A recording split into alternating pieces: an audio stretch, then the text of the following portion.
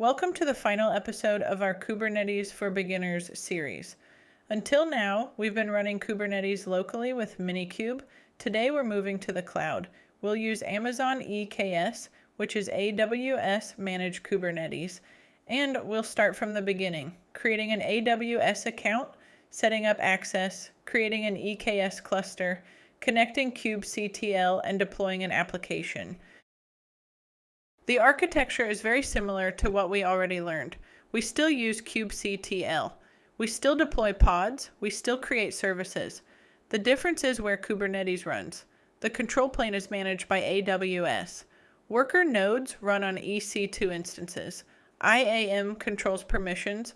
The VPC provides networking. And when we create a load balancer service, AWS can provision an actual AWS load balancer.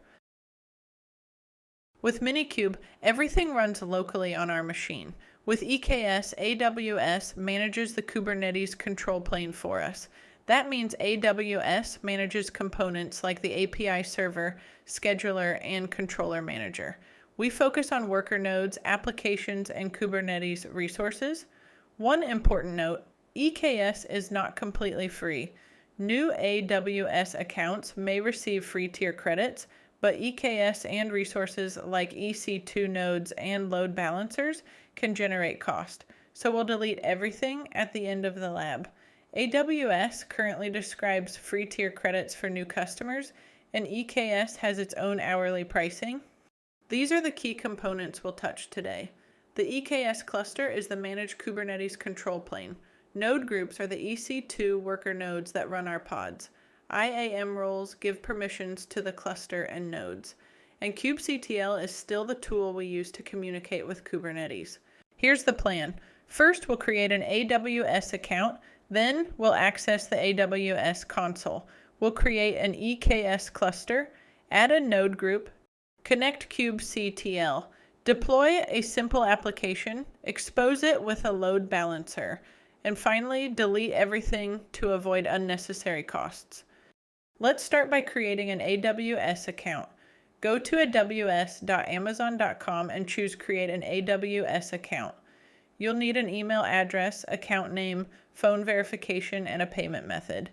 Even if you have free tier credits, AWS still requires a payment method. For this lab, we'll keep everything small and delete all resources when we finish. Before we create any resources, let's take a quick look at our AWS account. This is a brand new account. As you can see, AWS shows $100 in remaining credits. These credits can be used to explore AWS services, but they are not unlimited, and they don't mean every service is completely free.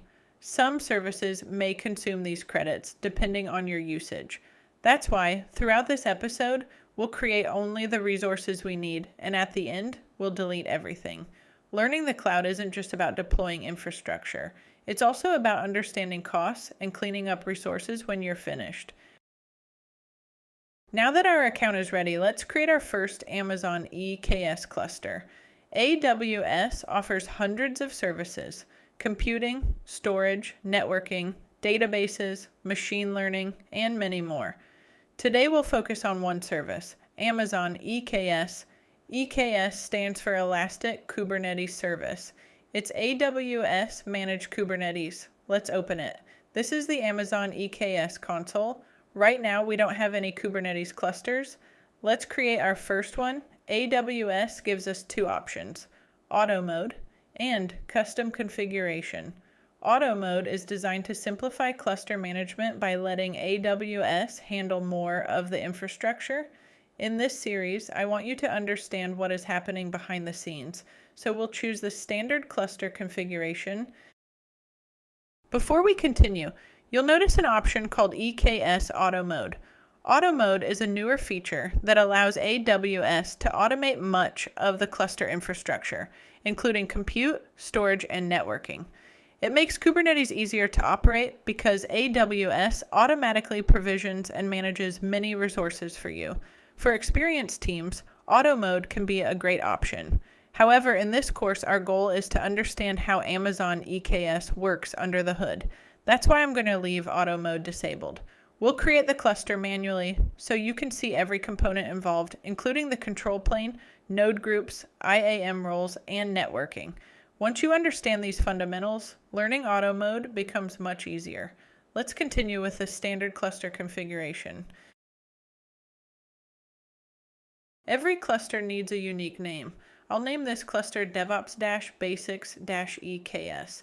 Now, let's configure the IAM role that Amazon EKS will use to manage the Kubernetes control plane. The first thing AWS asks us for is an IAM role. IAM stands for Identity and Access Management. Think of an IAM role as a set of permissions.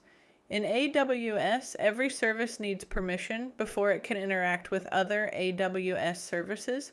Our EKS cluster is no exception. For example, the cluster may need to create load balancers, communicate with networking components, or interact with other AWS resources. Instead of giving permissions directly to the cluster, AWS uses an IAM role. This role defines exactly what the Kubernetes control plane is allowed to do. Since this is a brand new AWS account, we don't have an existing role yet. So let's create one. Don't worry if IAM roles seem confusing at first. Throughout your AWS journey, you'll work with IAM constantly. For now, just remember this. Users log in. Roles grant permissions. AWS services typically assume roles to perform actions securely on your behalf. Perfect.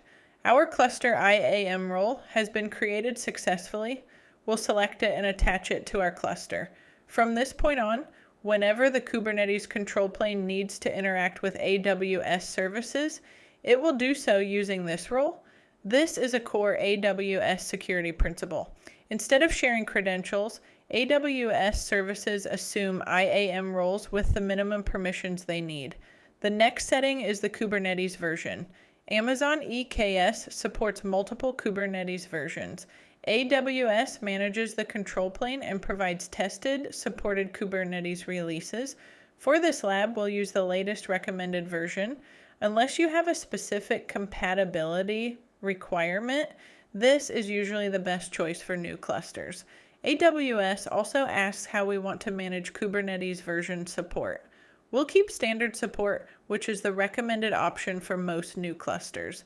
Extended support is designed for organizations that need additional time before upgrading Kubernetes versions. For a learning environment like this, standard support is exactly what we need.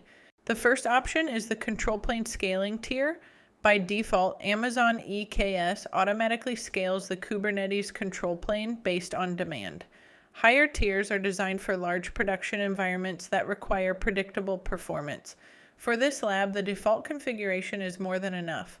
Since we disabled EKS auto mode earlier, AWS reminds us that we'll need to create compute resources after the cluster is ready.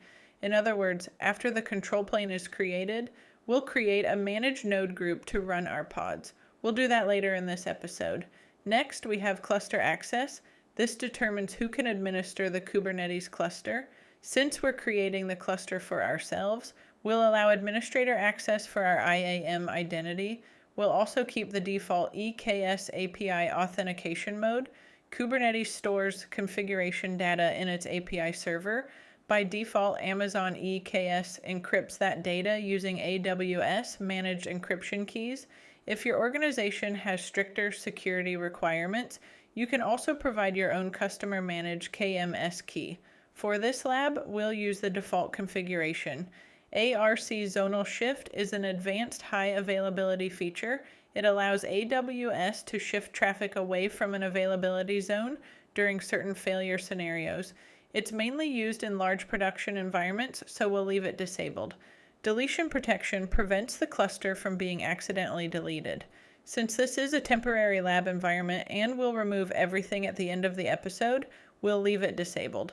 Finally, we have tags. Tags are key value pairs used to organize AWS resources. They're extremely useful for identifying environments, applications, owners, and even tracking cloud costs. For this demo, we won't add any tags. Everything looks good. Let's continue to the networking configuration. Now we're configuring the networking for our Kubernetes cluster. One of the biggest differences between Minikube and Amazon EKS is that EKS runs inside an AWS virtual private cloud, also known as a VPC. A VPC is your own private network inside AWS. Every EC2 instance, load balancer, and Kubernetes node will live inside this network. Here we select the VPC where the cluster will be created. Since this is a brand new AWS account, we'll use the default VPC that AWS created for us. In production environments, companies usually create dedicated VPCs with custom networking, but the default VPC is perfect for learning. Next, we have the subnets. A subnet is simply a smaller network inside the VPC. Notice that AWS selected 3 subnets across 3 different availability zones. This is one of the reasons Amazon EKS is highly available. If one availability zone experiences an outage, the cluster can continue operating using resources in the remaining zones. Remember these 3 availability zones? We'll see them again when we create our worker nodes. Security groups act like virtual firewalls. They control which network traffic is allowed in and out of our resources. Amazon EKS automatically creates the required security groups, so we don't need to configure anything here. Here we choose the IP address family for pods and services. IPv4 is still the most common option and works perfectly for this lab. Larger organizations may choose IPv6 depending on their networking requirements. Kubernetes assigns internal IP addresses to services. By default, Amazon EKS automatically chooses an appropriate address range. We'll keep the default configuration. Amazon EKS also supports hybrid deployments, where Kubernetes nodes can run outside AWS, such as in on-premises data centers. That's an advanced scenario, so we'll leave it disabled. This setting controls how kubectl communicates with the Kubernetes API server. We have 3 options. Public means the API can be reached from the internet. Private means it's only accessible from inside the VPC. We'll use public and private. This gives us the flexibility to connect from our local machine while still allowing internal AWS communication. Finally, we have the control plane egress configuration. We'll keep the AWS managed option. AWS will automatically manage how the Kubernetes control plane communicates with other AWS services. For most environments, this is the recommended choice. Everything looks good. Our networking configuration is complete. Let's continue to the next step. The next step is observability. Observability is the ability to understand what's happening inside our Kubernetes cluster. It helps us monitor applications, troubleshoot problems, and analyze performance. Amazon EKS integrates with several AWS monitoring services, but for this introductory course, we'll keep the default configuration. Here we can enable metrics collection. Amazon EKS integrates with Amazon Managed Service for Prometheus and Amazon CloudWatch. These services allow us to collect application and infrastructure metrics. For this lab, we'll leave both options disabled. We can also monitor network traffic between Kubernetes workloads. This is useful when troubleshooting communication between applications. Since we're deploying a simple demo, we don't need it today. Finally, we can enable logs for the Kubernetes control plane. Amazon EKS can send logs from the API server, scheduler, controller manager, and other Kubernetes components directly to CloudWatch. These logs are extremely useful when diagnosing production issues. However, they also generate additional CloudWatch usage and cost. For this learning environment, we'll keep the default configuration. Remember, the control plane is managed by AWS. Even though we don't manage these components ourselves, Amazon EKS still allows us to monitor them. Everything looks good. Let's continue with the Kubernetes add-ons. The next step is Kubernetes add-ons. Add-ons extend the functionality of our EKS cluster. They provide common capabilities that many Kubernetes clusters need in order to operate correctly. Amazon EKS includes several managed add-ons that AWS installs and maintains for us. This means we don't have to install or upgrade them manually. The first add-on is the Amazon VPC CNI plugin. It allows pods running inside Kubernetes to receive IP addresses from our AWS VPC. This is one of the core networking components of Amazon EKS. Core DNS provides internal DNS resolution inside the Kubernetes cluster. Every time one pod communicates with another using a service name, Core DNS is working behind the scenes. kubeproxy is responsible for routing network traffic between pods and services. It helps Kubernetes deliver traffic to the correct application. The EKS pod identity agent allows Kubernetes pods to securely access AWS services using IAM roles. It's the recommended approach for granting permissions to applications running inside the cluster. These add-ons are required for a healthy Kubernetes cluster. AWS manages them for us, so we'll keep the default selections. Now that the cluster configuration is complete, we'll review the settings and create our first Amazon EKS cluster. Before creating the cluster, let's do a quick review. We configured the cluster name. We created the IAM role for the Kubernetes control plane. We selected the networking configuration. We kept the default observability settings, and we'll install the recommended EKS add-ons. Everything looks good. Let's create our first Amazon EKS cluster. Creating an Amazon EKS cluster takes a few minutes because AWS is provisioning the Kubernetes control plane in the background. Rather than making you wait, we'll pause the video here. Once the cluster is ready, we'll continue by creating our worker nodes. Our Amazon EKS cluster is now active. At this point, the Kubernetes control plane has been created successfully. However, the cluster still doesn't have any worker nodes. Without worker nodes, Kubernetes has nowhere to run our pods. The next step is to provision the compute capacity for the cluster by creating a managed node group. AWS will launch EC2 instances, join them to the cluster, and Kubernetes will use them to run our applications. Let's do that now. We'll keep the configuration simple and use a managed node group. This is the option most people use when getting started with Amazon EKS. I'll name it devops-basics-node-group to keep everything organized. Just like the cluster needed an IAM role, the worker nodes also need permissions. This role allows the EC2 instances to join the cluster and communicate with AWS services. Once the node group is ready, our cluster will finally have compute capacity. Then we'll connect using kubectl and deploy our first application on Amazon EKS. Here we can use an EC2 launch template. Launch templates let us customize how our worker nodes are created. For example, we can define custom AMEs, storage settings, or startup scripts. For this lab, we'll use the default configuration. We can also assign labels to our worker nodes. Labels help organize nodes and schedule workloads. Since we only have one node group, we don't need labels right now.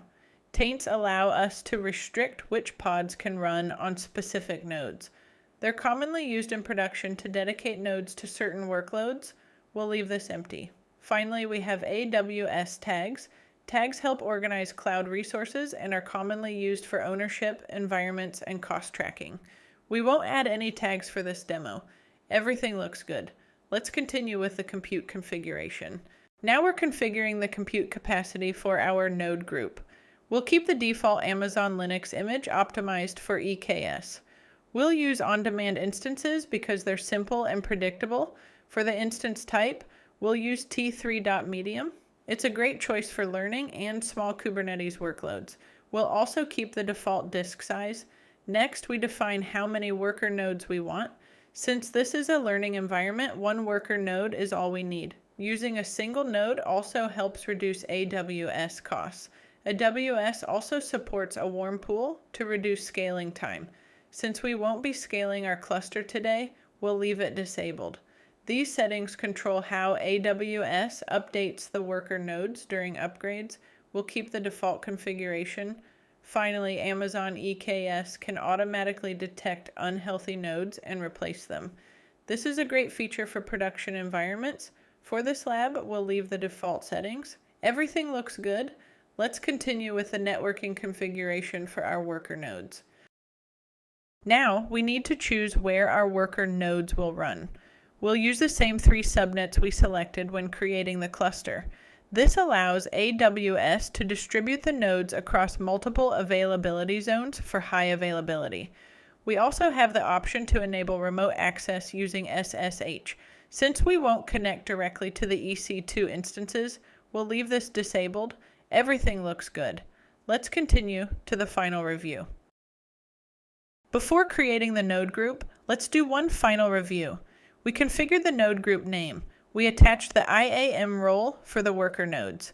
We selected an Amazon Linux image optimized for EKS. We'll use a single T3.medium instance. We configured one worker node for this lab, and we'll deploy it across the same subnets we used for the cluster.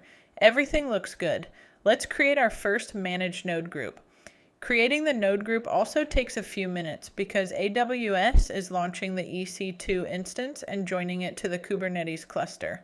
Rather than making you wait, we'll pause the video one more time.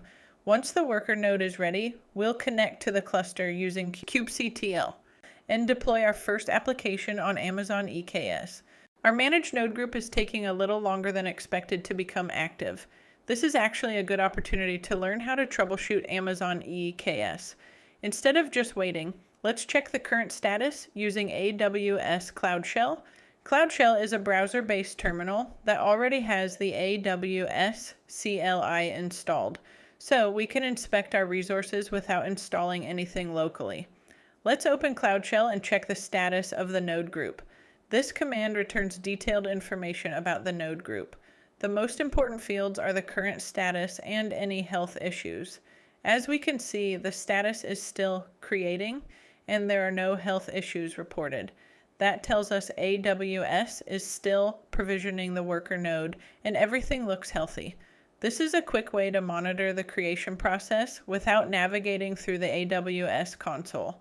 We'll wait until the status changes to active and then continue by connecting to the cluster using kubectl.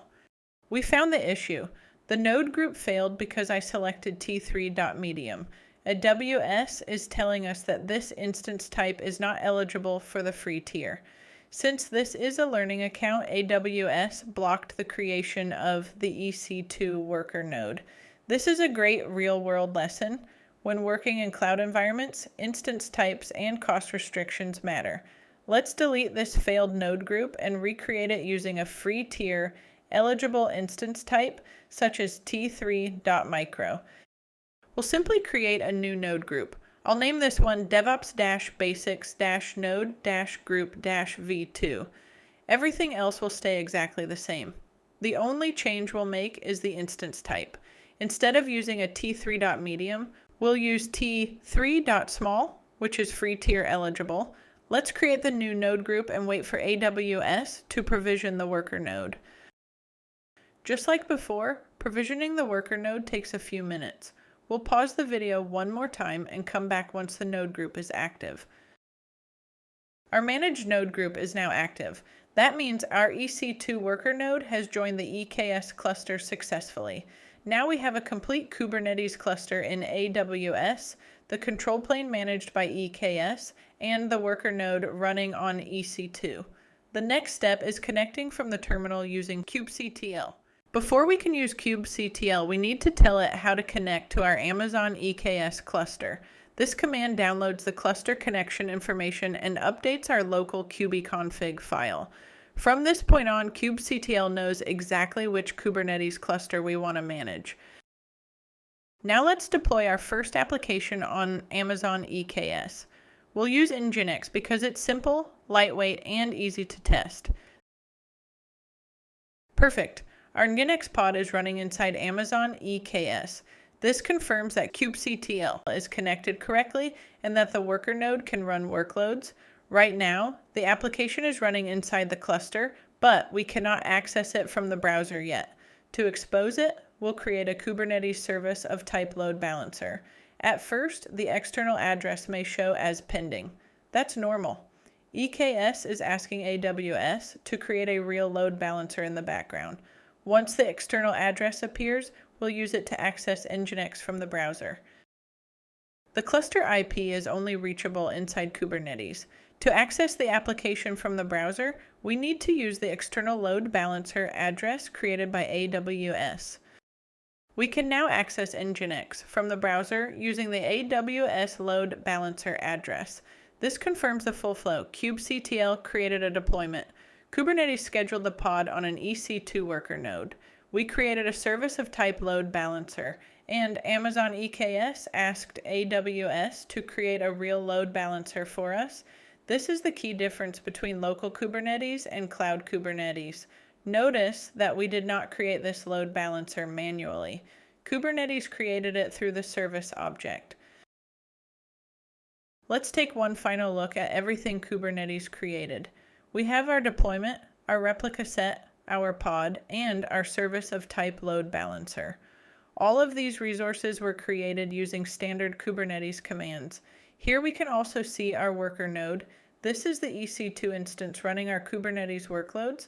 Amazon EKS manages the Kubernetes control plane, and our node group provides the compute where our pods run. Before we finish, let's clean up our resources. In the cloud, it's important to delete anything you're no longer using to avoid unnecessary costs. Deleting the service also tells AWS to remove the load balancer, and deleting the deployment removes the pod from the cluster. Finally, don't forget to delete the managed node group and the EKS cluster. Cleaning up is an important part of working in the cloud. When you're finished with a lab, always remove the resources you created. Before we finish, let's compare what we've built in Amazon EKS with what we used in Minikube. On the left is Minikube. Everything runs on your local machine. The Kubernetes control plane, the worker node, and your applications all live inside your laptop. It's perfect for learning, testing, and local development. On the right is Amazon EKS. The biggest difference is that AWS manages the Kubernetes control plane for us. We only manage the worker nodes, which are EC2 instances running our containers. Because the cluster runs in AWS, we can also integrate it with other cloud services like load balancers, VPC networking, IAM, S3, CloudWatch, and many others. From a Kubernetes perspective, the commands are exactly the same.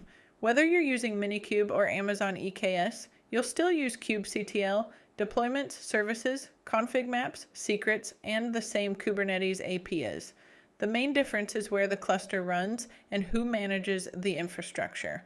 Now that our Amazon EKS cluster is running, we're ready to start deploying real applications to production-grade Kubernetes. Congratulations, you've completed the Kubernetes for Beginners series. We started by learning what Kubernetes is, and today you deployed an application on a real Amazon EKS cluster. Thank you for following the series. See you in the next DevOps adventure.